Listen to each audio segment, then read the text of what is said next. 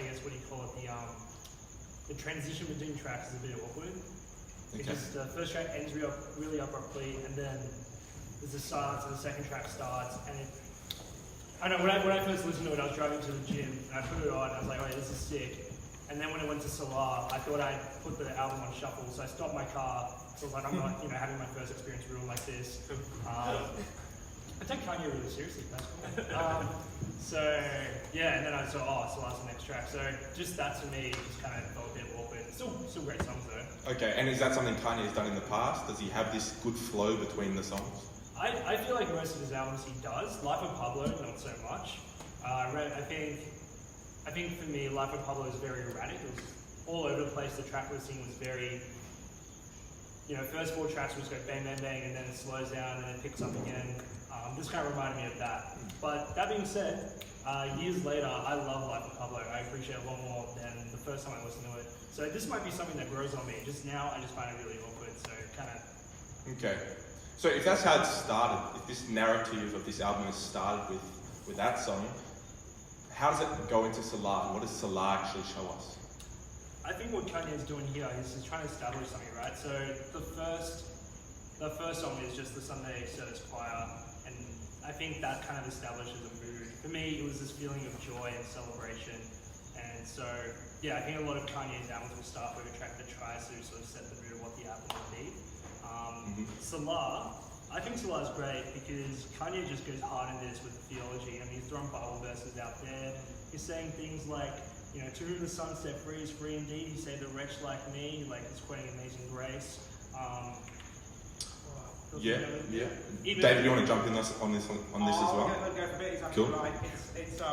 It's explicit and implicit. So some of the stuff where it's allusion, he's clearly alluding to stuff. That got me excited. I'll let Peter carry on, and then I'll tell you why I got so excited listening to this. Okay. Well, he mentions Yandi. I don't really know what Yandi is. Yeah, can I just say, 3 weeks ago I didn't either. Sorry. Well, explain this. Either one of you. Yeah. Everybody wanted Yandi, then Jesus Christ did the laundry. Well, firstly, clear. What's Yandi? So Yandi was an album that Kanye promised to release last year, which was, I guess, a sequel to Jesus. And it just never happened, never got released, and then it got leaked in July of this year. All the demos got leaked. And Yandi was something people been waiting for. I was waiting for it. I remember I was at a birthday picnic when it was meant to come out, and my phone was out of battery, and I took my friend's phone and was refreshing Spotify to check if it had come out. And it didn't, and I was like, yeah, trust, Kanye does that all the time. He's like, oh, something's coming out, and then it does it. And then he's like, it's coming out in November. I'm like, alright, cool, I'll wait till November. And then he does a show with Kid Cudi, and then after that goes on Twitter, it's like, oh, it's not ready yet, I'll just release it when it's ready. And I'm like, yeah, standard Kanye, false promises. Well, David, can you do the second half of that? The laundry, what's this laundry? So look, I think it works on a number of levels, and I wasn't at all convinced the first time round that he was doing a Bible thing there. Now I am, because I just think this song and the album is actually saturated with Bible. Like he's read his Bible hard, this man. And that's actually what excited me for the first time. So I listened to the first track. I'll get to laundry, don't worry. I listened to the first track, and I was like, oh yeah, a bit of a gospel choir, a bit of a Pentecostal vibe, which I'm really conservative. So the Pentecostal thing doesn't really work for me. I was like, oh, okay. And then he opens up with God is King, we are the soldiers, and anyone who knows me, I'm in.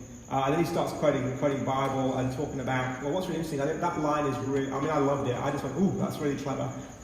What's Yandi? Because I'm going to find out what it is. And then when I found out, I thought, oh, it's really, really clever. Laundry, well, I think he's saying, isn't he, simply, I got washed. Jesus changed me. And there's a biblical metaphor that I think he's going for.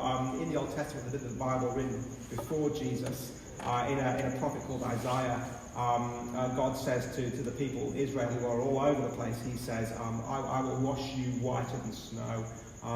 Elsewhere, the Bible says he will refine like a launder's snow. So there's this notion of when God does a job on someone, when he saves them, he washes us.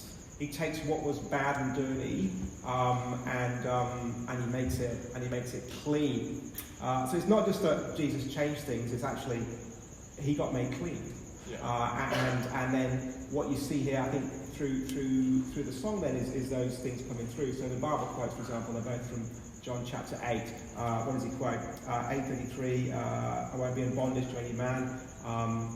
won't be in slavery, and then 8:36 if the descendants of Abraham made free. So it's from a dialogue. Well, it's not a dialogue. It's a stand-up shout down that Jesus has with some Jews, and he says to them, they say to him, "You're not the real deal," and he says, "Well, you're not really Jews." And they're like, "What?" And he says, "I do what my Father tells me to do."